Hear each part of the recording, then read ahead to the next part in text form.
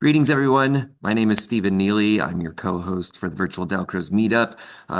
This is meetup number 78. We've done this 78 times over the last 4 years, which is wild and crazy and fun and so lovely to have built such a community of friends and colleagues international. We today have a really wonderful discussion planned about sort of continuing education, about research, about PhD, and are really happy to have some outstanding scholars with us to help talk about such things. Before we get going, I want to introduce my co-host and one of the presenters today, Emma Shubin. Our good friend Veronica is a little bit under the weather. She won't be here today, but we're wishing her well, of course. The agenda today is in the chat. Let me post it again for the people who just are arriving. So you can look in the chat uh, for just the announcements. We want to remind everybody that the easiest way to find out what's going on at the Virtual Dalcroze Meetup is to subscribe to the mailing list and subscribe to the calendar. The mailing list just gets you the reminders, which are minimal. We do about maybe two a month that, you get some notes that just saying this is what's coming up. And if you join the calendar, it will not only tell you the things that we're doing, but it will convert everything to your time zone. So we encourage everybody to sign up for both of those things at virtualdalcroze.org. We've had such a set of successes with our master classes and our short courses, both past and we're very excited for what's coming up in the spring. In the current round, this season we started something we've called Dalcroze Essentials, where the point of the short courses is to feature some part of basic work. And so rather than the discussion being surrounded fully on what's the fanciest stuff we can do or the most advanced things we can do. Dalcroze Essentials is a series of discussions about, well, what are kind of the foundations? What are the foundational basic aspects that all Dalcroze work would sort of hold in common? And our next short course is with a second one of our presenters today, Andrew Davidson, who is doing a 3-session short course called Thinking, Making, and Doing Dalcroze. And maybe Andrew will tell us a moment about that. But I think the idea is that we'll see who registers and then figure out where are you in your practice, and then brainstorm, ways of furthering that practice with everyone. So, Andrew, did I do okay there? Do you want to add anything since we have you here? The No, that's pretty good, Stephen. The idea is for it to be fairly interactive, but really leading people through the idea of why we do what we do, how we do it, where and when. Yeah. So we just completed Emma Shubin's Dalcroze Essential short course on private lesson, one-on-one interactions, and how we can use Dalcrozian concepts, strategies, techniques, and philosophy in the private lesson. If you missed that, you can still register as you can for all prior short courses and master classes.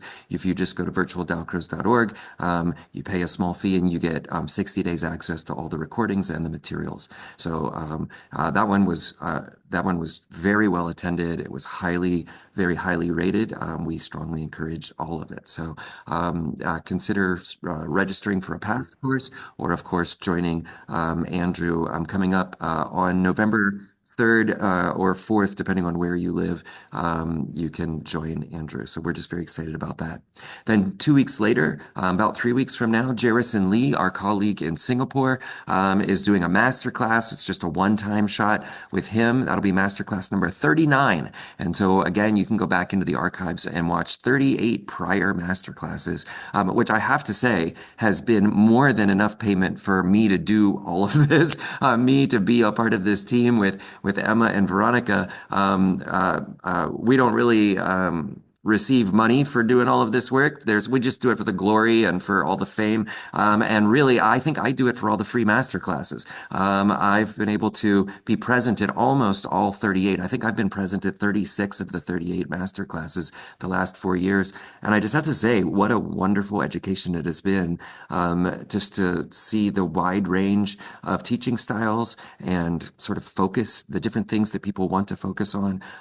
It's really quite rich. And so I encourage you, if you've not worked with Jerison, I've known Jerison for maybe 20 years. He's, by my standards, he's young and he's exciting, and he does he's just been working nonstop for years, and we're really excited to feature him in the upcoming master class. Actually, I jumped. I'll do one more announcement, which is that ICDS 7 is coming up. It will be in Luxembourg, and the call for submissions is out now. It's been out for about a month. The deadline for submissions is November 15. And if you've not been to ICDS, or you're not someone who has regularly presented at conferences, one of the whole points of ICDS is to set up a format where practitioners who don't normally think of themselves under the research heading have a venue to present what it is that you do, what you care about, what you've been working on, and to encourage you to consider your practice as research. And so there are a number of tracks. There is a research paper track, where we assume there's a sort of research methodology, which maybe is something we'll get to talk a little bit about today. And then there's a practice paper track, where you don't need a methodology. You really just need to have a practice. And you can say, this is something I've been working on. Here's some examples of what I've learned. And you can share bits of your practice as valid research at the ICDS. And then there's other tracks as well, performances and workshops and such. So we encourage everybody to go to International Conference of Dalcroze Studies. I think it's dalcroze-studies.org, and investigate ways that you might participate. I have a number of students who are planning to make proposals and are hoping to travel to Luxembourg. And these are youngins, who are just in their 20s trying to figure stuff out. And they're very excited, and I'm very excited, just to meet everybody at ICDS coming up in, is it August or July? It's the very end of July or the very beginning of August. What is it here? Very end of July. Are you talking about when PBS Yeah. is? Yeah. Very end of July, 28th through the 31st. Very good. Okay, I jumped the agenda a teeny bit, and we now all of a sudden have, though I'm glad I did, because we have enough people to do a quick breakout room. So we get 2 minutes. That's it. 2 minutes. I'm going to throw you into a breakout room, and in the breakout room, I would like you. The tradition at the VDM is to say your name, where are you located, and who do you teach? Who do you teach? And if you don't teach anyone, you can say, who do you like to hang out with, or who do you work out with, or who's your study buddy? And then you'll be back 2 minutes from now, and we will introduce our presenters. So what's your name? Where are you located? Who do you teach? Ready, set, go.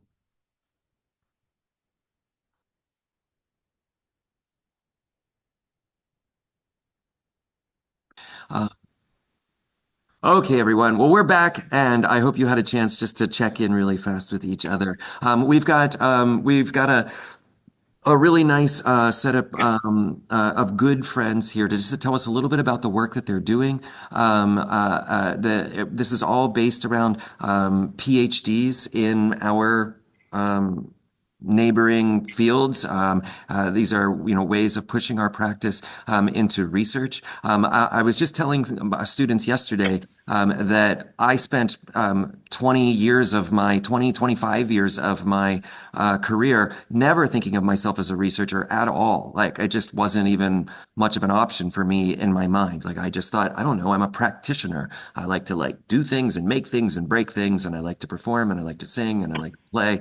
And my eurythmics work is very hands-on, and there'd be no way I was taught, the way we were taught in my generation is you really can't write about it, is really nearly what we were told. You can't write about it. You shouldn't even try. And so, and there is a quote where Jacques Dalcroze is like, I could tell you, but you really got to come to class. And I think for many years, many of our teachers just took that one quote as just like, that's the easy answer. I don't need to write because I couldn't anyway, just come to class. But what we very much believe now, and not only believe, but hold dear, it's really going to be, it has become much of our lifeline, is that if we don't find ways to write and to theorize and to philosophize about what this work is, then there's nothing for the rest of the world to grab a hold of. There's no way for us to prove it. There's no way for us to talk about it. The conversation becomes shallow, and only those couple people who get to class understand that anything is happening, which is really unacceptable in this day and age. So I'm so excited to first ask Emma and then ask Andrew just to tell us a little bit about your work. Where are you at? What are you doing? And then hopefully we'll have, maybe even a half hour to talk. So I don't know, Emma, 5, 7 minutes, something like that. Yeah, something like that. I will Emma's- try my very best not to go beyond. Amazon. Here we go. I'm gonna do a little PowerPoint because that's not always the place I live in, but now it is. I do this more these days. So I wanted to talk a little bit about the complementary pairing between the world of practice and research, which to me, I'm starting to find out more about as I go. I'm at the University of Luxembourg at the moment.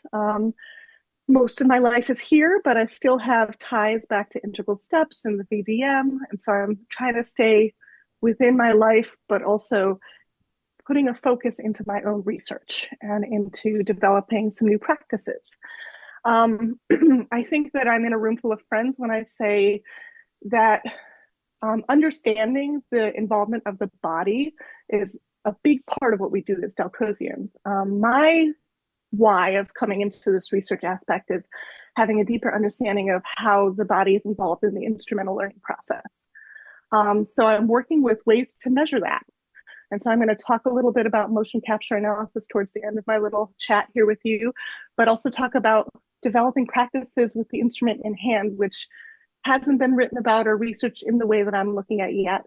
And then kind of my grandiose hope, which is to maybe develop a kind of a toolkit or a blueprint by which other instrumentalists can use some of our Dalcrozian practices, but also combining with some of my other pedagogical practices into how they teach in the classroom and in their private lessons moving forward, and how they can reach their students in a different way. So my basic question is, how does the use of movement in instrumental learning in the early years to develop expertise and impact sound production? So how does this movement also contribute to the what quality of instrumental production do we have at the end? So there's kind of 2 or 3 prongs that I'm looking at. Let me see here. So I am using my practices to develop new kind of interventions, we could call them, or activities for young kiddos for ages 4 to 8. I'm also including with that this idea of motion capture, and I'm combining a lot of my experience in the world of Suzuki and Dalcroze and now Laban into what I do, and I'll be looking at that qualitatively and quantitatively.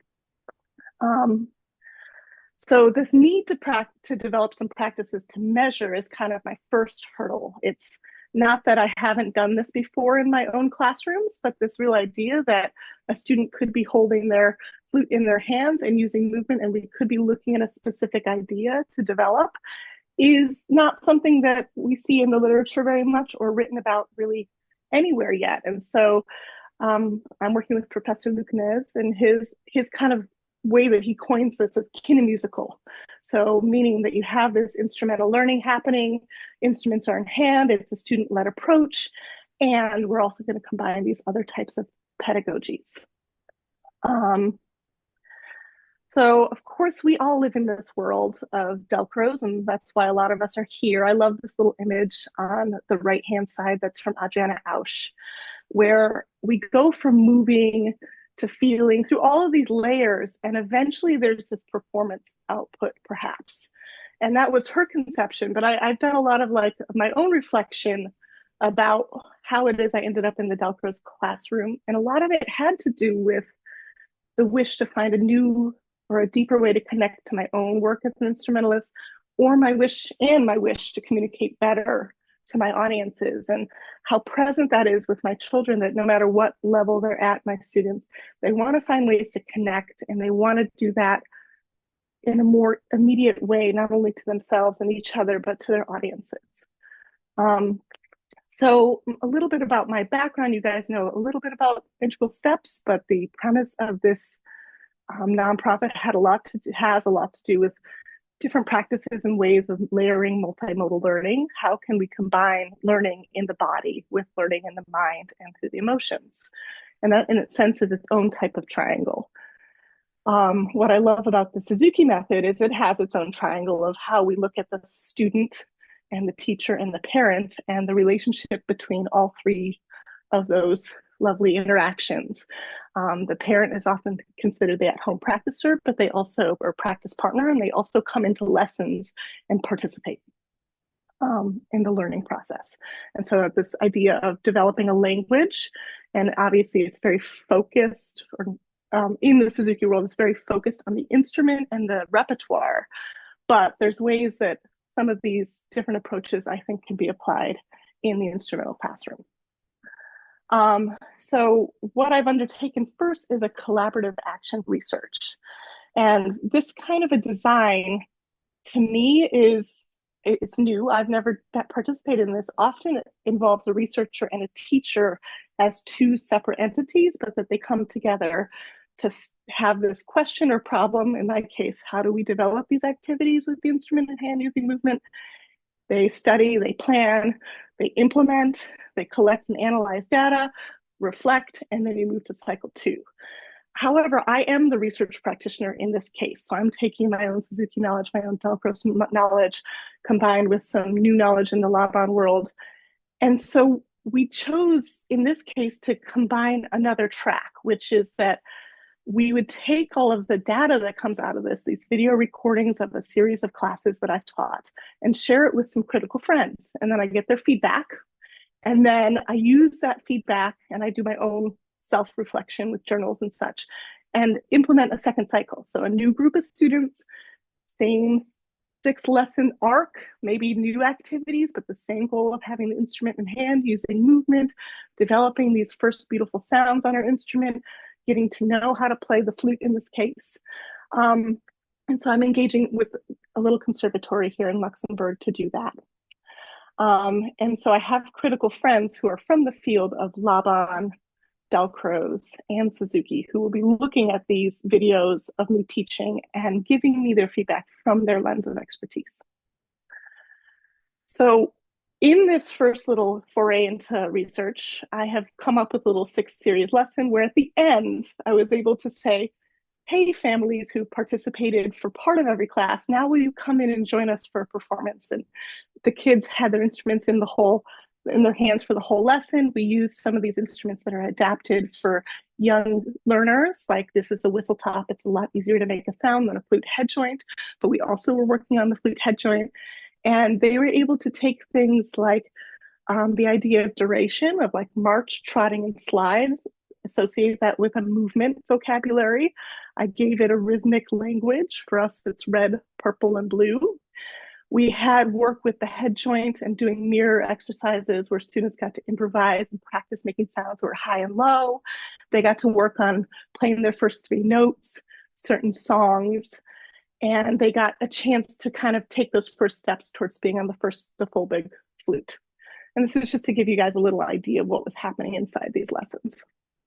In this evaluation process of giving my materials over to these critical friends, there's a kind of some observation prompts so that we can, in the methodology of how we talk about we're analyzing the data, we can all say that we follow the same format, because that's pretty important when we're talking about the validity, and also like there's this piece of making sure that anonymity is protected, that we're all using the same lens. And when you're kind of going through and working with questionnaires and video data, there's qualitative versus quantitative aspects, and how you deal with the data is so important. And how I end up writing about it will really influence who will be able to see this work. And so am I working towards education journals, writing a paper, Are there practices that will go on to further parts of my research?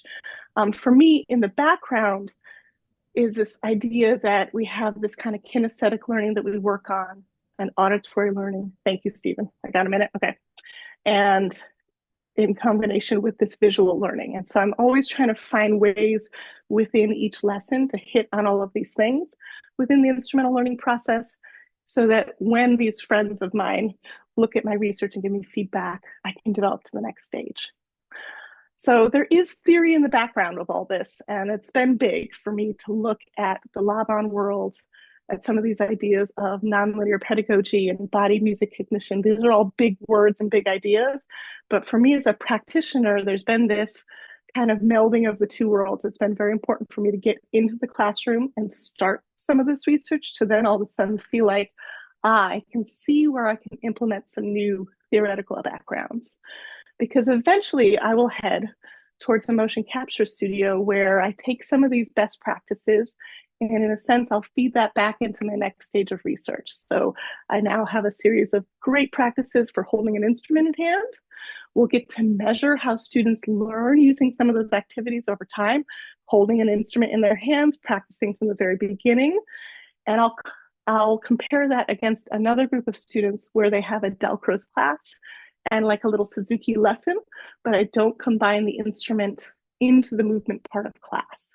And so in a sense, that is more of a Dalcrozian traditional way of approaching instrumental learning, like what I used to do in my classes at Integral Steps, where they would have a Dalcroze class each week and they would have their private lesson, but we didn't so often combine those two practices. And then I'll look at the development of what we call smoothness in the movement, which is how we talk about learning in the motion capture world.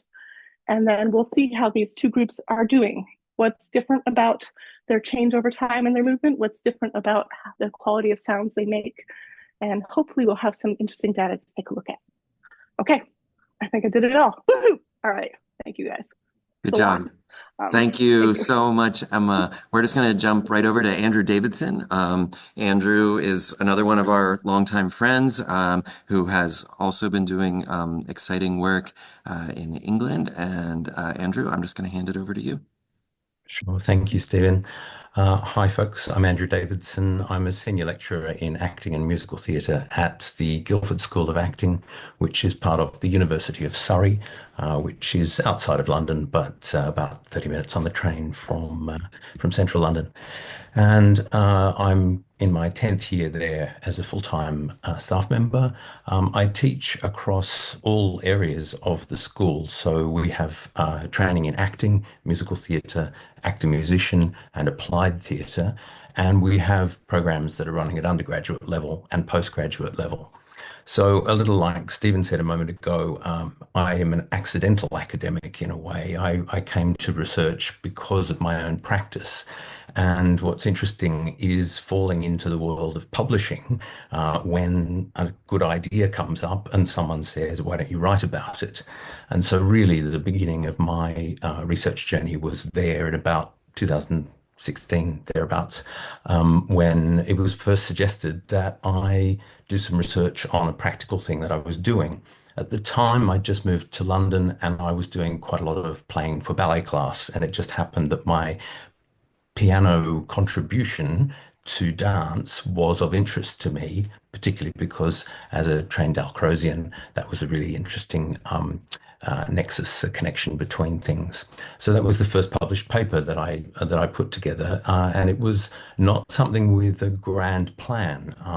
This is great hearing from Emma. She's thinking about what we would call a PhD by monograph, where you actually plan the whole structure, the design of your PhD. And in my case, it's not that, because I published a paper and then maybe another, and then I had another idea about actor training, so I might have published there. Then there might have been some historical things that were of interest to me. And slowly, as a result, I've accumulated publications. And so this is what's called a PhD by publication. So I'm taking a retrospective look at the things that I've done in the past and turning them into the thesis. So I'm just going to talk you through that in as brief a way as I can, given that we're on the clock. My overarching interest, of course, is from a Eurythmics perspective, is the rhythm of everything. And because I'm an acting teacher as much as a musician, I'm very curious about what the nature of rhythm is across all the arts. And of course, Jacques Dalcroze was well known for saying that rhythm was the common ancestor to all of the performing arts and indeed all of the creative arts, all of the visual arts and architecture and so on. And in making sense of this, I wanted to cast the net across the things that I have already published in order to draw themes from it. Because you might look at my collection of publications and say, well, they are a bit disparate. Are there connections? I was looking for a methodology that would pull the themes together, and essentially that was what I had to set about doing. The research question, therefore, really is what does my own research output tell me about my practice, and what could the themes that I draw out of that help me to improve my practice for the future? So when I look at the content of what I've put together here, it feels like a standard thesis, but in fact, if you look there at the list of chapter headings, the chapter 4 is the published papers. So essentially, there are 7 published papers. There are 6 journal articles and 1 book chapter, which is approximately 40,000 words worth of published material. So chapters 1, 2, and 3 give a bit of a frame at the beginning to introduce what is the PhD by publication. The literature review looks at my methodology, which is unusual perhaps, but I'm looking at how does reflexive thematic analysis work as a research methodology when one is looking at one's own work. The methodology chapter covers all of the methodologies in all of my published papers, so it's taking a sweep across my research journey. I then present the published papers in chapter 4 by reprinting the abstracts, which would have gone into the academic journals that they've already been published in. I then say what the results of the thematic analysis are, having described what that was in the literature review and the methodology chapter, and then I discuss those results. The conclusions are about next steps. What happens next? What can I draw from these aspects of my own research work? So in a way, this is a very meta study. It's a meta analysis. It's almost as though I'm looking at myself as somebody who isn't me. I'm setting out the research environment and saying, well, let me go into this as a researcher from the outside. Looking at the published papers, I've had to assemble them into a particular order. The way that they're presented in the thesis isn't the order they were published because it didn't make sense to tell the story only in the way that they were published chronologically. And in fact, maybe that could be even be quite confusing to the reader. So the idea here was to reshuffle things into P1, P2, P3, P4, so that the papers were clear in terms of what sequence they should be read. And then by looking at it in a much more what I will call a rhizomatic way, a rhizome being a kind of root system, which is very different to the structure of a tree, which is a very linear system. So I'm looking at the way that the papers talk to one another rhizomatically rather than in a linear sense. Some people on the call may be familiar with some of these. It begins with this historical paper about Hellerau and the connections between Jacques Dalcroze's work into theatre pedagogy, the connections between Dalcroze and Stanislavski, which for me they are really parallel stories. They're quite amazing stories, and the intersections. Some of the work that I did in comparing Dalcroze with Anne Bogart and Tina Landau's Viewpoints, which is in the Rhythm Journal, published by Fier. The connections between the listening of an actor and the listening of a conservatoire music student in theatre, dance and performance training. As I mentioned, the Cycle of Creativity article, which is about the connection between the dance teacher, the dance musician, and the dance student in the ballet class. The connections between the ear training of a higher music education student and what's going on for them in terms of their own well-being as a student in a university or a conservatoire. And then this is the book chapter at the end of the sequence of seven, which is about resilience and well-being in actor training. So there are already some themes that you might be thinking of in the titles and the way that I'm speaking about these. But as we come through to the results of the thesis, this is showing three themes that it's quite a protracted process, reflexive thematic analysis. It requires coding all of the structures in all of the papers. I probably had approximately 400 codes across the seven papers for different things that were coming out, and then they were clustered into themes. I probably had about 15 prototype themes and then slowly shaping them up through, as you can see here in this table, three major themes with some sub themes inside. And for me, what's very potent is this notion in theme one of looking internally into the student, what's the experience going on inside. Theme two, the interactions between student and teacher and student. And then theme three, these extra personal things, which are to do with navigating what goes on in the educational institution and the expectations for the student as they're going into industry. And of course, this captures actors, musicians, dancers. So there's quite a broad scope here. But I like the fact that underneath it is the kind of the eurythmician, the Dalcrozian interest in rhythm as a kind of binding feature. And yes, I'm in the process now of writing up the discussion chapter so that I can box the whole thing up for submission, hopefully at the end of January.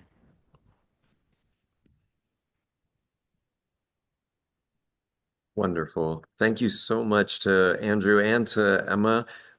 It's just so exciting to see our dear friends doing amazing work. And it's also, oh wait, I wrote a bit. Fix this. It's also wonderful to see our Dalcrozian friends finding ways to feature some of what so many of us hold dear in a context that can be appraised, can be judged, can be debated outside of the classroom. And I think for the future of our work, it's critical that we have more and more of our colleagues find ways to take their interests, their personal research, the parts of the work that have been exciting to them or interesting to them, and then try to frame it in a way that a wider audience could start to understand and could discuss and could debate. And then all of a sudden it rises out of the classroom and, is really applicable to a much wider space. So congratulations to both of you for as much work as you've already accomplished. And we, of course, are rooting for you and the very successful conclusions of those big journeys. We have 25 minutes.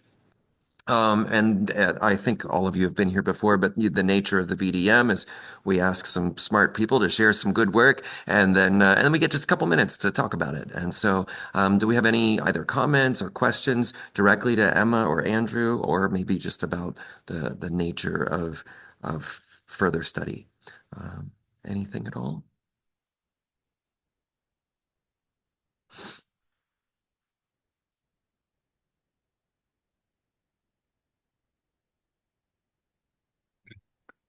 Could I kick off? Please. Lovely to be here, and thank you, Emma, and thank you, Andrew, for those presentations. It's so lovely to catch up with your work, and to see in more detail what you've been doing over recent months and years. So thank you very much for sharing. Um, I just want to encourage you really to continue. Obviously, Andrew's coming up to submission, but please don't stop there. And I'd be really interested to see where your work goes. Obviously. I had a brief question for you, for each of you, but maybe this is something that we could follow up in an email if there's not time now. But anyway, just to start with Emma, I'm interested in how Dalcroze is never pure when we think about it as a practice. the practitioners that we have often have multiple trainings and influences, and it's hard to say, it's impossible to say this was a pure Dalcroze lesson, actually. And I'm actually very interested historically in how people's practices have been influenced by other people and other practices and disciplines and so on. So in the context of your work, I can see that you're drawing on ideas from Suzuki and Laban, as well as Dalcroze in your teaching and in some of the data analysis. I can see you have these expert observers. Um, and that's a strength as far as I can see. My question is, um, how might that affect what you can say at the end of the doctorate? In other words, are you hoping to be able to say something about Dalcroze pedagogy per se, as you've developed it in this interesting way with instrumental work? Or will you be saying things about a kinesthetic auditory approach, let's call it, combining these different things? I mean, in one sense, it doesn't matter, but I think it does matter as a researcher to be clear about what you might want to claim at the end. So that was my question to you. Oh, it's a good one, because I think I'm steeped in the middle of this, because even finding critical friends is a really interesting process. And I don't mean to divert from your actual question, but to find colleagues that I have not worked with closely who are still considered experts in a field like ours, who I don't know super personally in some way, haven't been to their weddings or their birthdays or whatnot, and to say, I haven't ever had a cup of tea with you, but do I trust you enough with some of this work as we're developing a new body in itself, like a new approach in itself was its own type of challenge. And so the reason why I bring that up is I ended up choosing some critical friends who have expertise or knowledge in the other fields, because I knew that it would hopefully support and enrich their feedback. And in a sense, they wouldn't get distracted by seeing something that we might call more Dalcrozian in a practice. But they knew their job was really to look at Laban. That's what they're an expert in for this moment, and that they can really look at that. Or they're really approaching this as a Suzuki teacher or really as a Dalcroze teacher. And so it's funny, I feel that when we look at that laundry list of like what makes a Dalcroze classroom a Dalcroze classroom, we could claim that there are classrooms out there that never have called themselves a Dalcroze classroom and are very much Dalcrozian in nature.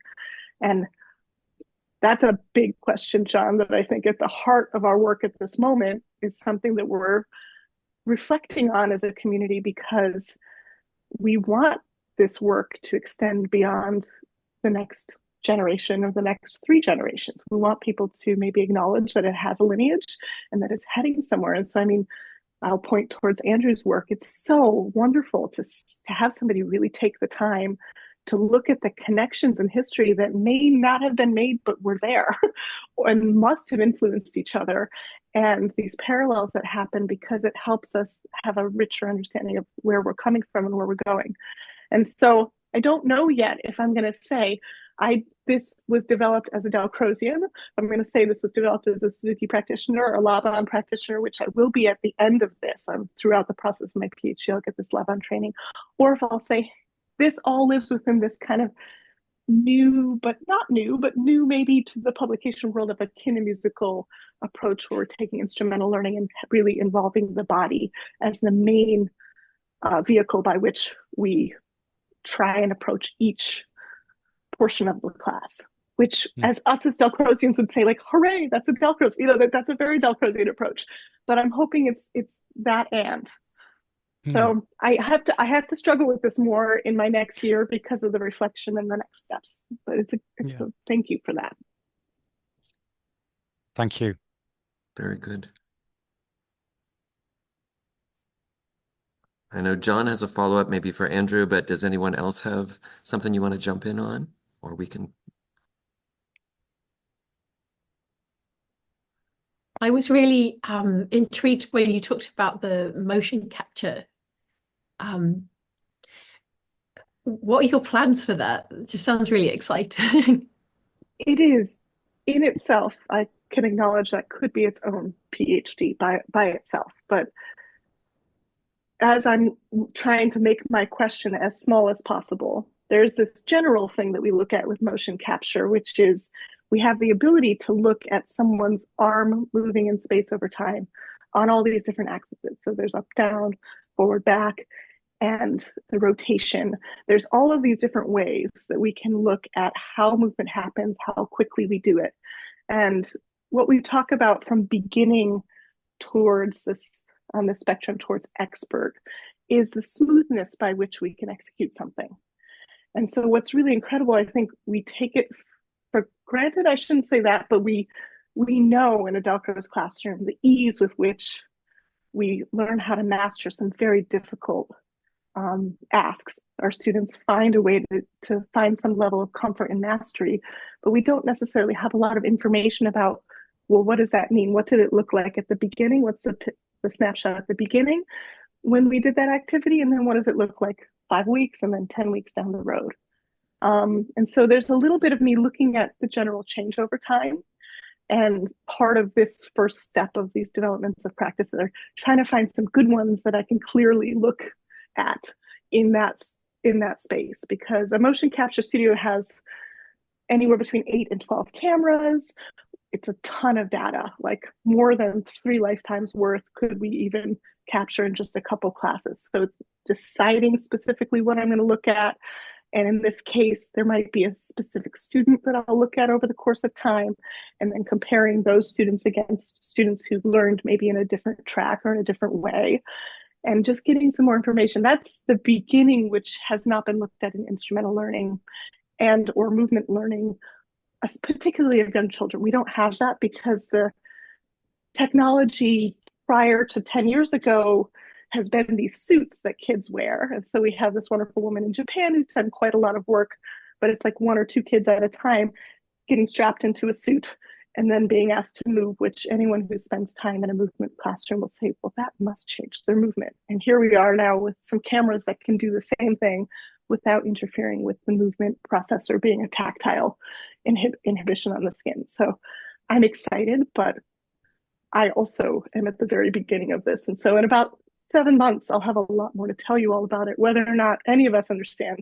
exactly what we're saying at that point, I might need another year for that. It's deep, but I'm getting there. You're getting there. And mostly with a lot of dead ends, but I'll happy to tell you guys more about it some other time. So we will definitely have Emma question. back to tell us Yeah. more about motion capture and what she's learning in that studio. University of Luxembourg has a new motion capture studio that they are trying to figure out how it all works and how it goes together. And I've talked with Emma a bit, and I know she's trying to figure out how does this, what are the advantages here? What things can you pull out of it when there's so much, it's almost an overwhelm of data that you would get out of it. Teo? Oh, it's great. So I act and tell stories, and I'm really interested in history. That the history of HellerAll is particularly interesting to me. So I'm interested in Andrew's and all of the things that you've written. Where do I have access to your literature review that you were just telling us about? Probably the best way to get hold of the collected work, so to speak. Let me see. I'm just going to see if I can share for you.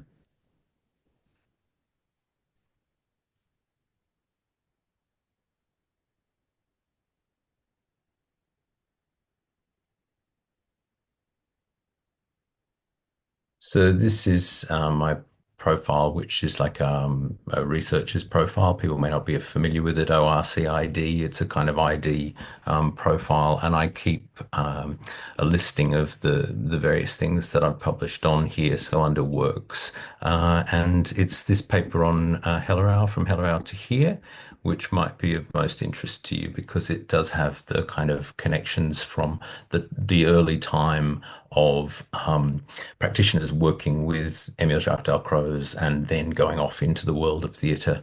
Of course, there are lots of connections to music and dance at the same time, but a lot of these connections follow threads that go through to what is essentially in the contemporary world.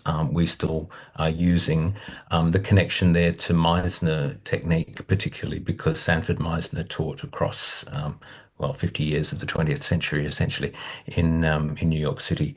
And his beginnings are as a concert pianist. So he was wanting to play piano before he became an actor and then an acting teacher. So it's very interesting how he uses musical metaphors, but they're quite literally about listening. They're not just a metaphor. And then the other paper I mentioned, which is in the Rhythm, is about the viewpoints, it's a very short paper, but it does talk about the connections between Dalcroze's exercises, particularly Dalcroze's subjects, and the way that the viewpoints, as they're defined by Anne Bogart and Tina Landau, they are, and Mary Overley before them, they are curiously like Dalcroze subjects. And I thought that 20 years ago when I first encountered viewpoints, just how it was doing what we do in a Dalcroze class, where we say we're going to make this class about, for example, phrase. The idea that you pull one thing out and work on it, which I think is exactly what's happening in viewpoints. So yeah, if you look up that profile, you'll be able to get links to all of the published papers. Thank you. I've taken classes in the Meisner technique, but I hadn't previously connected the way that we listen to the way that Dalcroze the music is moving. Meisner could see that there were two issues for actors. One was self-consciousness and the other was pretending. And the solution to self-consciousness was to place external focus on the other, whether that's the scene partner or an object or the space, and that the answer to pretending was to accept that everything we do in performance is artificial except listening. So the music is provided by the composer, the text is provided by the playwright. They're not our words or our notes, but in the way that we listen truthfully in the moment, that is taking us into the reality of the now, and it stops us pretending. I'm absolutely curious about this for how we deal with it for musicians as well, and so I'm shifting a lot of that pedagogy into how I work with musicians, because that's interesting. When somebody walks onto a concert platform to play a piano work, who are they? Because are they who they were in the street, or have they become someone else? Because when we do this in terms of an actor in the theatre, we don't expect the actor to walk on stage as themselves. So what's happening when we watch a musician present? What is their persona, and what is their intention? Yeah.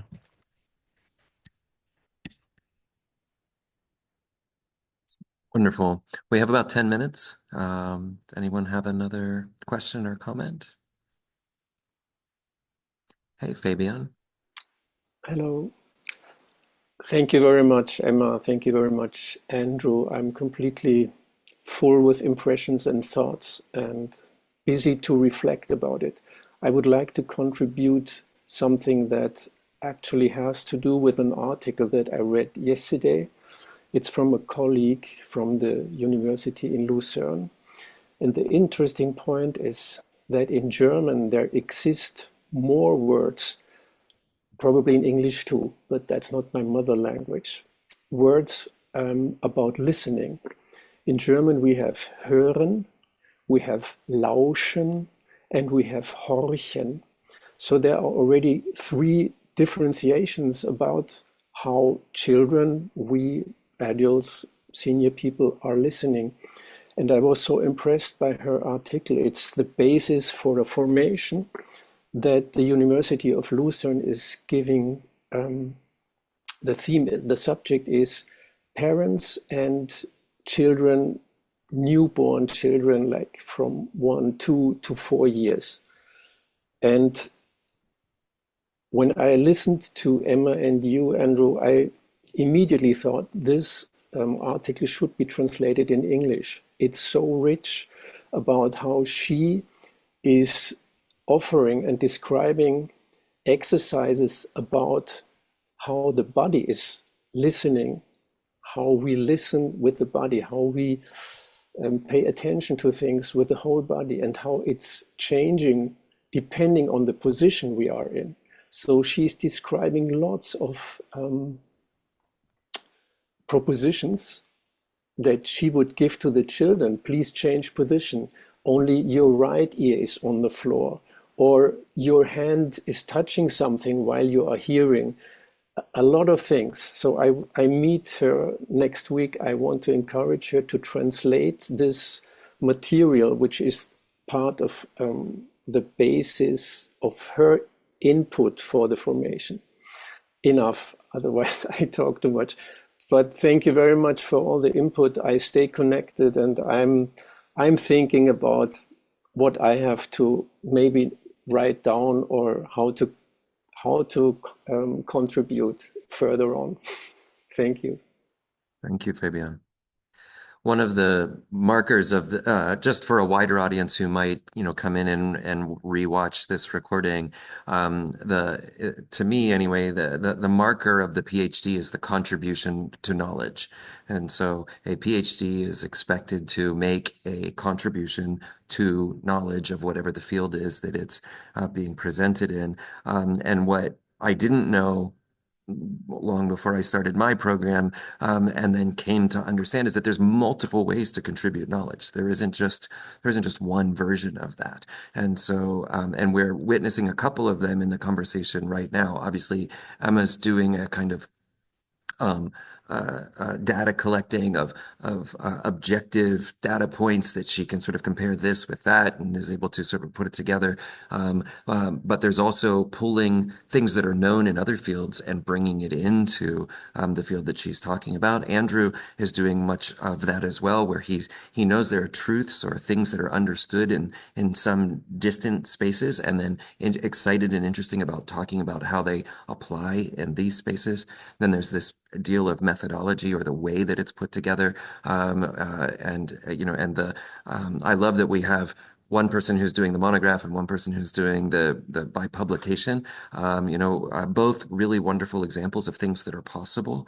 And so for the people who are, who have never considered, maybe you have this kind of study in your future, I just want to say out loud that there's a lot of different ways that your understanding and your curiosity could turn into your practice, your prior understandings, your current practice, and your curiosity about how things work in the future, or how things relate.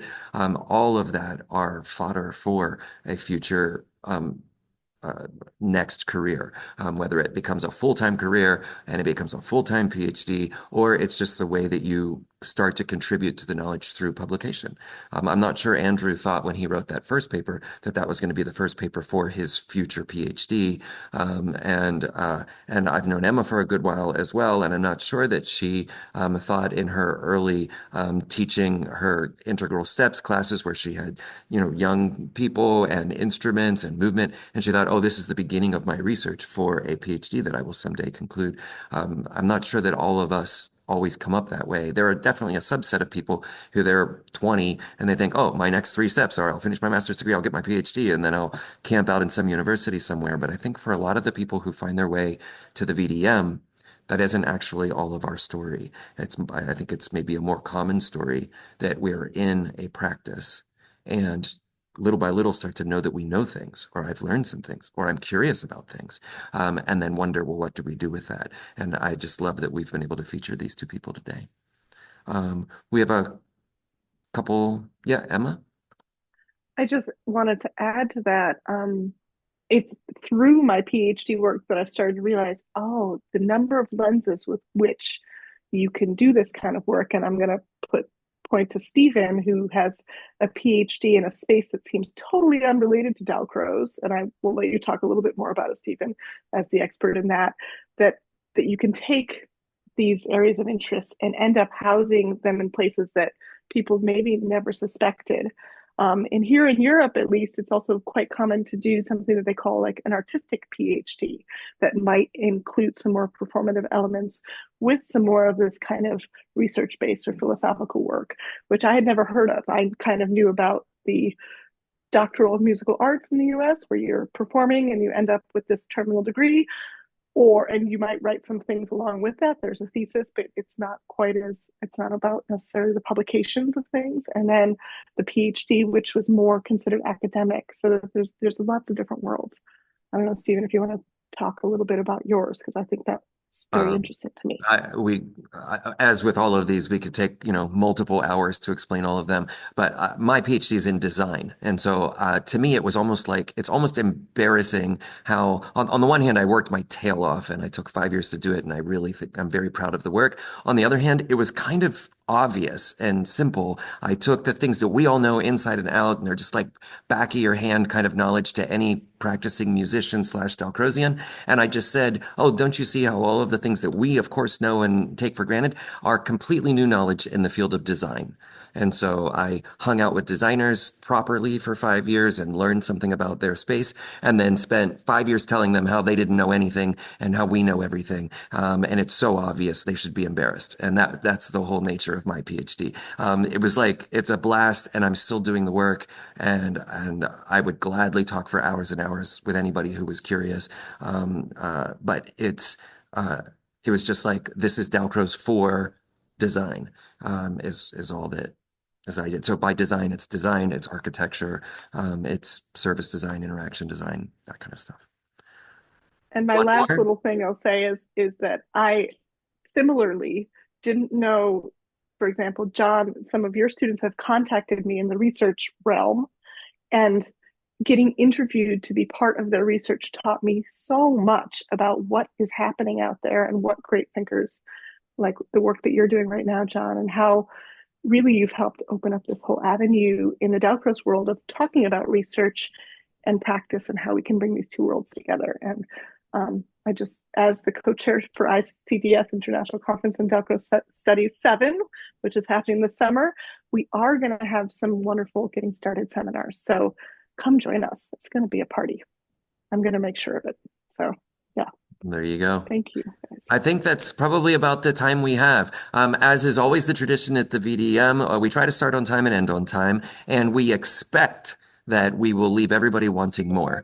And so I encourage you to reach out to Emma and Andrew, and anybody else here on the call, including myself, if anybody has follow-up ideas or connections to be made, or nuggets of new projects or studies or interactions that that could be fostered. The VDM really is here as a study group, as a sharing group, as a community, and I'm just thrilled that everybody was here today. I hope to see you at Andrew's short course coming up in just a couple days, at Jerrison's masterclass, maybe 3 weeks from now. I'm sure there's another VDM meetup on the calendar for a couple weeks from now. So subscribe to the calendar. We hope to see you back at the Zoom link very soon. Thank you again, Andrew. Thank you again, Emma. And thank you to everybody for joining and being a part of the conversation. I'm going to wish you well. Thank you, Stephen. Bye all.